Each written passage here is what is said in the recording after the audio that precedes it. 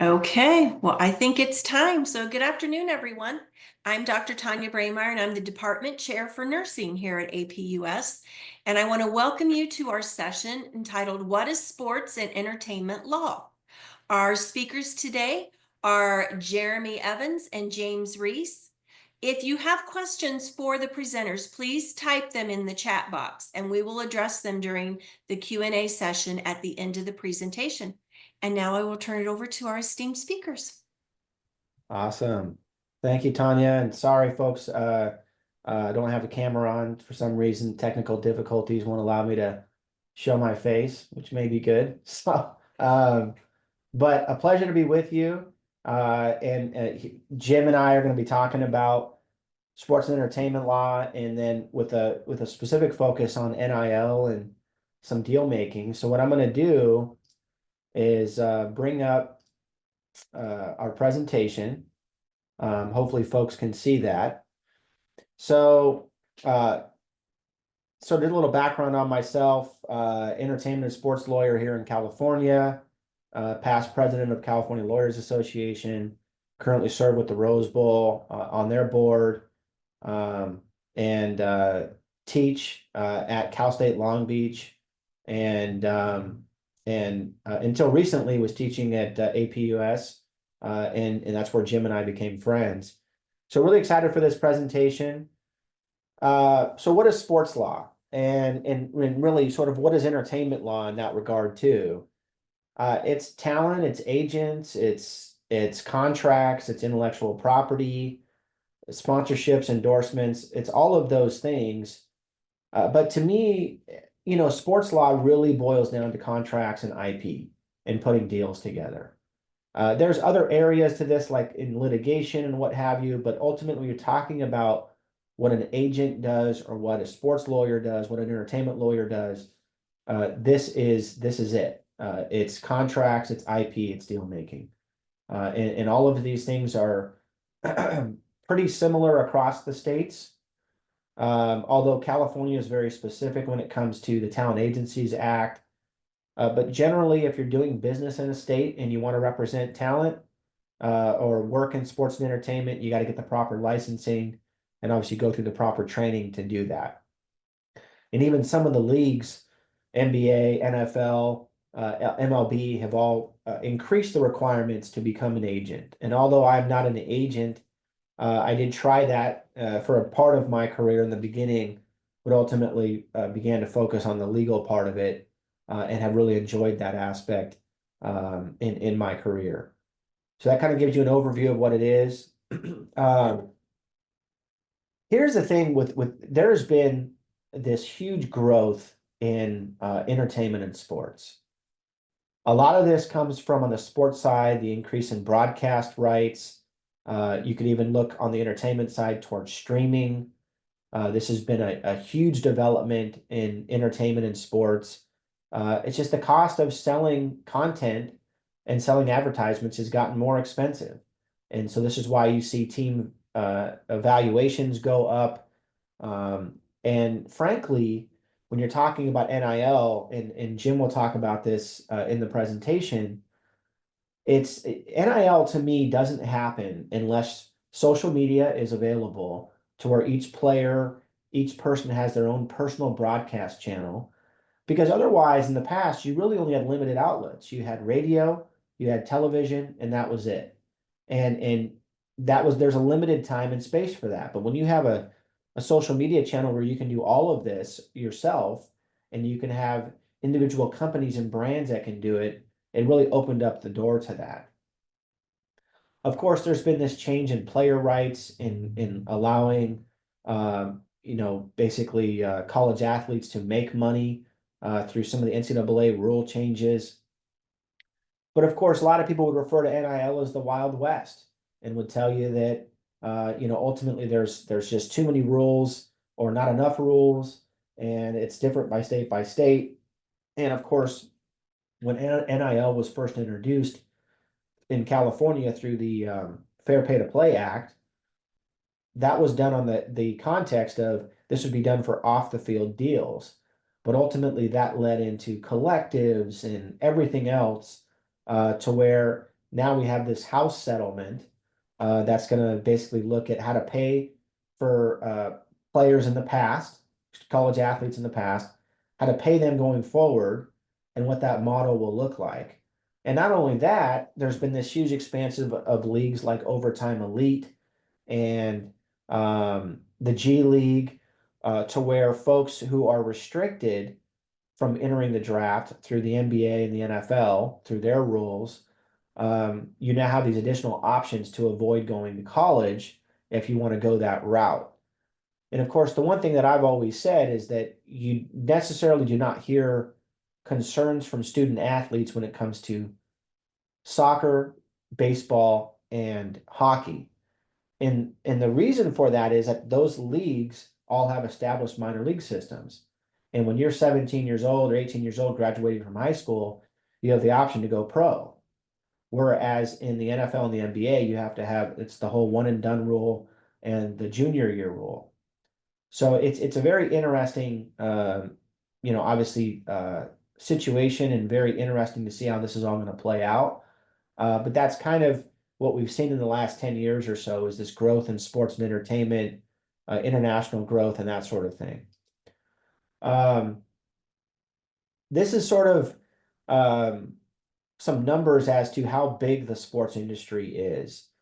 And of course, if you take in entertainment in the media, we're just talking about billions and trillions of dollars with how well sport entertainment, specifically sports, and sports has gotten so popular that now you see a lot of documentaries that Netflix and Prime are picking up, where it's focused on sports, almost like instead of the Real Housewives of Orange County, it's basically a focus on Jets football, or it's behind the scenes stuff, and people are eating this stuff up because it's a sort of look into these people's lives and how sports and their sort of worlds collide.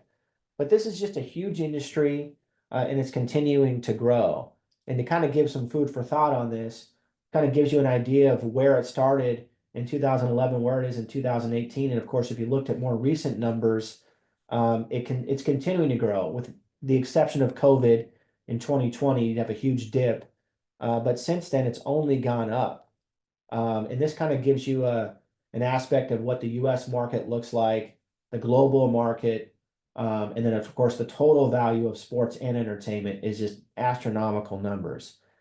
And by the way, we're so focused here in the States on, football and baseball, and we've got these great numbers, but viewership numbers. But if you realize during the World Series, there were actually higher viewership numbers in Japan for the World Series than there was for the entire United States, which is amazing when you consider the population difference and the fact that you're talking about the World Series being played, obviously Shohei Ohtani and some of the other Japanese players involved, Yoshinobu Yamamoto being one of them.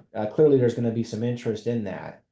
But then you look at cricket and being the second most popular sport in the world, and yet it's something that just recently we've had Major League Cricket file as a corporation here in the States. So again, something to keep in mind. This kind of gives you, and I'm gonna turn it over to Jim here in a second. This kind of gives you an idea of a deal chart. When you're talking about sports and entertainment, again, you can have other areas, but what really is sports and entertainment law? It's talent, and it's their representation, and it's who they're working with, whether it's to produce a film, a television show, to appear on television as color commentator, to have a podcast, to endorse a product, whatever. But this kind of gives you the idea of what happens.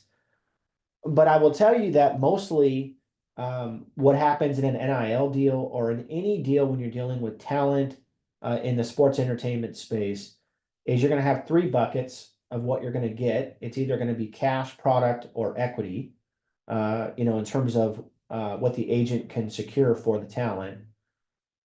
And then, of course, on the brand side, it's all about selling space, investing in partnerships, television dollars, that sort of thing. This is why, if you've noticed over the past year, 2 years or so, 3 years, the NFL, the NBA, and the NBA have all changed their rules on private equity investment because they need more dollars. They're investing more overseas. They're buying more teams. One of the complaints from a lot of British citizens has been that there's too many American owners in the Premier League. And of course, American owners are not used to the relegation system. And so they're calling for, well, we don't need relegation. We want our franchise to be established as a value, add, as opposed to, well, I can be relegated. So it's a very interesting, these sort of these terms that we're kind of looking at. It's interesting in my sort of time, and again, I'm going to turn it over to Jim to talk about his items. It is a great practice area. I do love it. With sports and entertainment, I probably wouldn't be doing this. I wouldn't be practicing law unless I was actually doing this practice area. But it's not easy. I've had a lot more bad experiences than good ones. But I say that in the context, I'm a very positive person. So you learn from those mistakes, you grow from them. My best piece of advice, if folks have interest in getting into this space, is to stick with it. Don't quit. Don't quit too early. The number one thing, and I'll turn it over to Jim, the number one thing that I hear from people, and it's both sad and exciting. It's exciting because I'm in an exciting practice area, but it's sad when people tell me, oh, that's the thing I wanted to do. It really, you have to stick with it. If you really want it, you have to stick with it. If we have more time, I'll tell you some funny stories, and I don't want to get in trouble. So, but that's how you contact me, csllegal.com. I've got a podcast and happy to communicate. Feel free to reach out. And there's a pretty picture of me. Sorry, no video today. And then I'm going to turn it over to Jim. Thanks, Jeremy. And you know what's funny, what you just said there about sticking with it. I was just speaking with a group of students the other day, and and we were talking about how difficult it is to break into the industry in sports. And, that's one of the things I told them. The people that are not willing to say they're willing to take no for an answer and stick with it and refuse to fail, they're the ones that make it. And usually it's the people that are most passionate about working in sports. So there's a lot to be said about that. So, but what I'd like to do is, we've thrown the acronym NIL around a lot, and we don't want to assume that everyone here is familiar with that. So it stands, as you can see, it stands for name, image, and likeness. And I just want to give a little bit of background because, the O'Bannon case in 2014 was really the one that, that captured the attention of everyone across the country. But I wanted to give some credit to some of my sport management colleagues because they really helped lay the groundwork. And so when I left the NFL in 1999, 99 was my first year teaching sport management. I was part of the Drake group when it got started. Well, actually, the year after it started, I jumped in. But people like John Erickson, Alan Sack from New Haven, Ellen Starowski, Richard Southall, those folks were the ones that really got started to say, you know what, there's some exploitation going on here with athletes. They're generating all of this revenue and getting nothing for it. And so it really, and they started, a campaign of publishing articles and trying to generate awareness. Then a few years later, Ramogi Huma, quick story about Ramogi, really, really sharp guy. He was on 60 Minutes talking about his situation. This was back in 2000, I think. He got the steel workers behind him because he actually started a players association for college athletes. And, it grew slowly. But in Ramogi's case, he played with a player at UCLA called Donnie Edwards. A lot of people that are familiar with pro football know who Donnie Edwards is.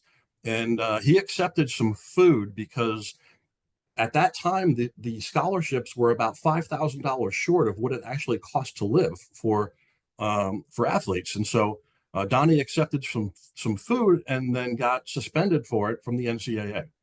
And Ramogi just, it is ridiculous. And so that's what got Ramogi started with the whole thing. And he talk about a 20-some-year-old kid at the time who was really polished and did a great job and took a lot of criticism because there was a lot of pushback there is so much, anytime there's a lot of money on the line, for people that saw the movie Concussion with Will Smith, when this whole CTE started, NFL pushed back hard because they didn't want to lose all that revenue. And so that was the same thing going on with the college athletes. But then in 2014, actually it was before that when it happened to Ed, but Ed O'Bannon, another UCLA athlete, he was a basketball player. A friend of his pointed out that his image was being used in the EA Sports NCAA basketball video game. And so he looked, it was his number, it was his body type, it was his type of style of play. And he goes, this is just not right. I'm graduated and they're still making money off of me. And so that's where Ellen Strowski got, she was working with Ed, another, for those that are familiar with basketball, Sonny Vaccaro got involved.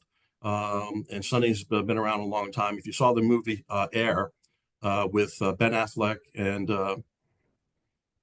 I'm sorry, drawing a blank on the other one, but his friend there from Boston. I'm sorry, Matt Damon. Matt Damon, thank you. Senior moment.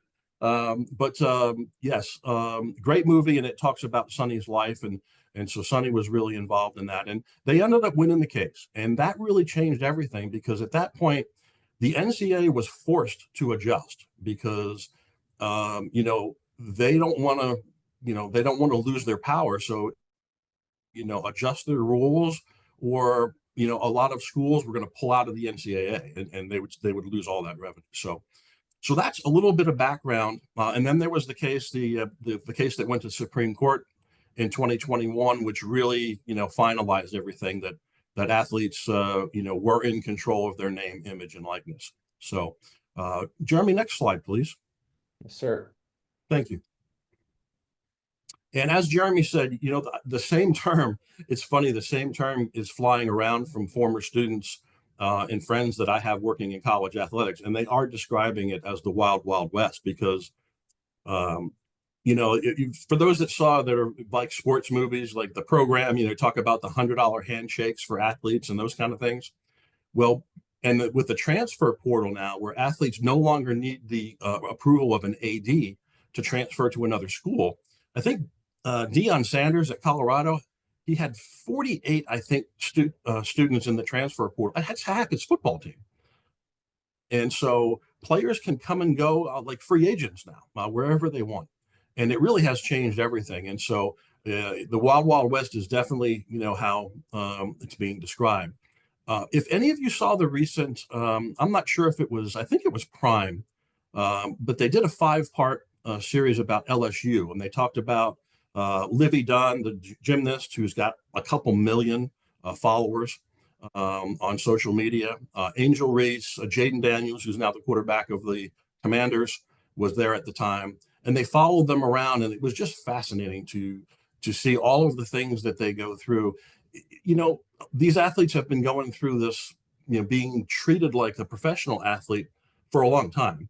But now they're getting paid for it. And now they get criticism. They get criticism if they don't perform well because they're distracted with social media, and it's just really crazy. So, and Jeremy touched on something earlier too that's interesting. And for those of you that are familiar with sports, you remember the SMU football team got what the NCAA considers the death penalty.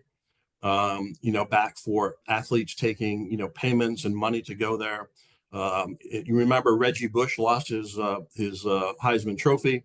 I suspect, Jeremy, I don't know what you think. I suspect that trophy is going to end up back in his living room, but I don't know how you feel about that. But and then Johnny Manziel, who remember got investigated for receiving money. He actually did. He had finally admitted to receiving $33,000 to sign autographs. So it'll be interesting to see if you look back and how these athletes are going to be compensated, if they will be. And I suspect there will be something that they'll benefit from. But what's the line? How do you determine which athletes could have generated and weren't able? And it'll be interesting to see how all that fleshes out. So what's next? It'll be really interesting to see how the governance structure comes into place, because I missed a point there. a lot of universities now have NIL general managers. So just like you would have the general manager of an NBA basketball team, they have people now in the university that are helping athletes manage all of these distractions and and finances coming in. And as far as I'm concerned, that should have always been. But now they're trying to keep the athletes there instead of so they don't transfer. And now all of a sudden they're providing all these resources that I think they should have been providing for decades. So, Jeremy, anything to add before we take some questions? Yeah, I mean, it's interesting. You mentioned the question about, about Reggie Bush, and it may have been done anecdotally, but it's interesting. And I would say up front that I did go to UCLA, so there might be some bias in there. But I'd say putting my bias aside, which I don't find that I'm a biased person in that regard. I mean, I love, the talent from both schools and a lot of great history there. It is interesting though, because the argument's made that, well, this should be retroactive. And I'm not sure that that's the case. At the time, it was not legal to take money and be paid to play. There's taken litigation to sort of figure that out. And there's some questions around that. And it has to be done through a system. And, it's not, hey, buy me a house and I'll play for you. Right. And so I think there's a difference there. And to your point, Jim, you brought this up. I think it's very important to have rules and restrictions in play and to at least understand what the system is. Because in my mind, I thought the NIL private system was fantastic. It's all based on capitalism. The players make what they make in the free market. The second that you start bringing in money into the universities and NIL managers and the preventing transfers or having transfers, it creates Title IX issues. But then it also creates this system where it's like, ultimately, I think players should be paid for their performance through NIL, right? In terms of if they're a very popular figure, you should allow for that. But I think with this new system, there's a potential that everyone's going to get paid, but is that necessarily fair to the high performers? Or is it fair to the football and basketball folks, or maybe folks who have the more strict schedules, or they're spending more time playing the sport? It creates a lot of different questions that I'm sure there's probably 1,000 different answers for. Speaking of questions, a nice transition, Jeremy.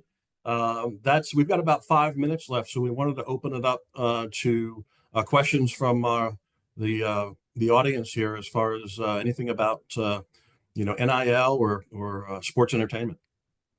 Jim, you've got a question in the Q&A box. Can you see that, or would you like me to read it to you? I can see it. So this is from Tatiana. Thank you for this. It says, do you think that student athletes should be an employee at the university, and how will the university pay for it?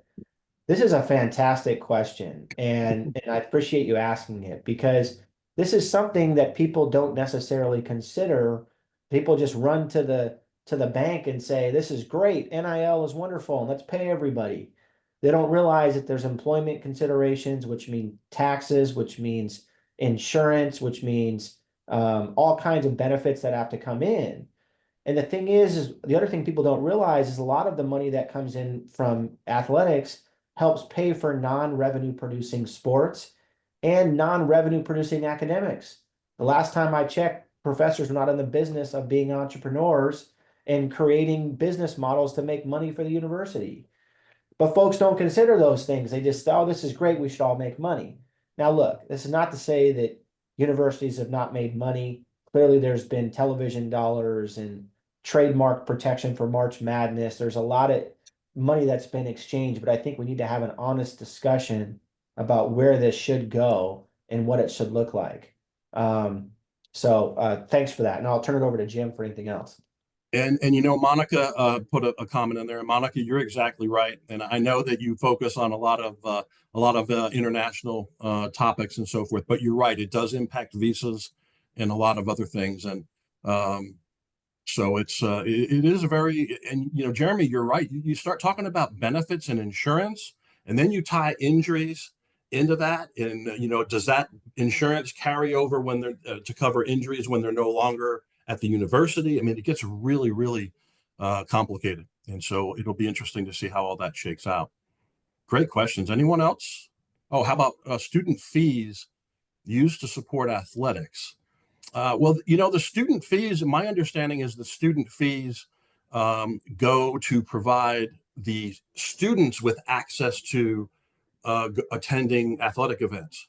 So I'm not sure how that, to my knowledge, the athletes don't see any part of that.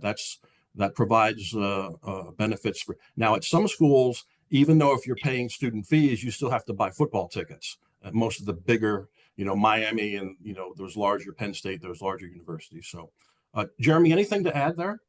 Yeah, nothing to that, but there was a question by Mary in the chat about education. And this to me, I think is maybe the most important question, which is education is important. And the whole reason to go to college is to have an education. Again, I would have loved to have been a student athlete and had an opportunity and worked towards an opportunity to to get a scholarship, right? This is not to say that I think again the industry has changed to where there's probably more pressure on these athletes to perform because of social media and television and the transfer portal and NIL, like Jim mentioned earlier. But I think this is where the NCAA needs to get creative because Congress is not going to change the laws. We're a constitutional republic. The states' rights move up, not down. So ultimately, getting Congress to agree on a 50-wide state rule on NIL is just not going to happen. So relying on that, just move on to the next step. Having 50 different legislatures do this is not great. So this is where the conferences, the schools, the NCAA literally need to have a conference on this and figure out what they're going to do as to how to manage this stuff. And one thought is maybe you have a division that is like a 1B, if you will, where it's top schools, but it's more focused on education. Maybe there's another division that focuses more on sports. But again, this is where I would come back to, you want to solve the problem as opposed to treating a symptom. And to me, to solve the problem, you have to get rid of the one and done rule with the NBA, and you have to get rid of the junior rule.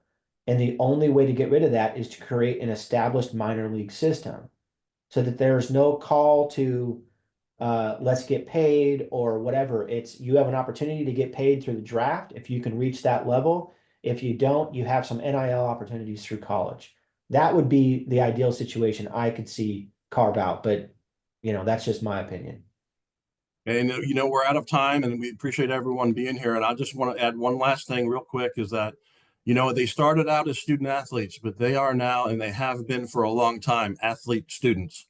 And that's a shame, but that's just the way it is with all the money that's involved. So, Tanya, thanks for being our moderator today. Thank Really appreciate it. you. And thanks for all of our guests. Thanks for everyone for attending. You have a short break right now, and your next session will begin at 2 p.m. Thank you. Thank you all. Kinjo, thanks to you too. Thank you. Bye-bye.